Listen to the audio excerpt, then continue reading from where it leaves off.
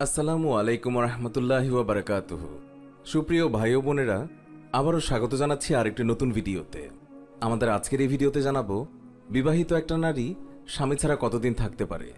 ভিডিওটি শুরু করার আগে আজই এই চ্যানেলে প্রথম ভিজিট করে থাকলে অবশ্যই চ্যানেলটি সাবস্ক্রাইব করে পাশে থাকা বেল আইকনটি ক্লিক করুন। এতে করে আমাদের নতুন ভিডিওর নোটিফিকেশন সবার আগে পৌঁছে যাবে আপনার কাছে। চলে যাচ্ছি মূল আলোচনায়।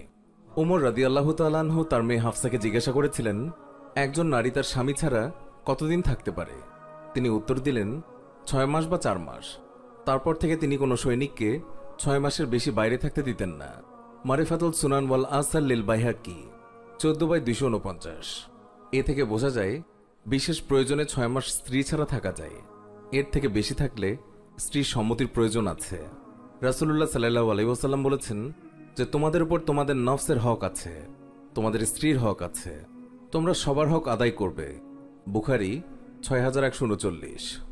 তাই একান্ত অসুবিধায় না পড়লে স্ত্রী ও সন্তানদের দেখাশোনা করার যে দায়িত্ব প্রত্যেক স্বামীর রয়েছে তা পালনার্থে সকলকে নিয়ে একত্রে বসবাস করাই উত্তম। পবিত্র কোরআন এবং হাদিসের আলোকে প্রমাণিত হয় যে একজন স্বামী তার স্ত্রীকে রেখে স্বাভাবিকভাবে 4 মাস পর্যন্ত বাইরে থাকতে পারবেন। তবে 4 মাস থেকে বেশি থাকার প্রয়োজন হলে স্ত্রীর সন্তুষ্টি বা অনুমতিক্রমে থাকতে পারবেন। তাতে বিবাহবন্ধন নষ্ট হবে না এবং স্বামীও গুনাহগার হবেন না। আর স্ত্রীর অনুমতি ব্যতীত থাকলে স্ত্রী যদি গুনাহে লিপ্ত হয়ে পড়ে তাহলে স্বামীও গুনাহগার হবেন। রাসূলুল্লাহ সাল্লাল্লাহু আলাইহি ওয়াসাল্লাম বলেছেন, তোমরা সেই মহিলাদের নিকট গমন করো না যাদের স্বামীরা বিদেশে আছে, কারণ শয়তান তোমাদের রক্তের শিরায় উপশিরায় প্রবাহিত হয়।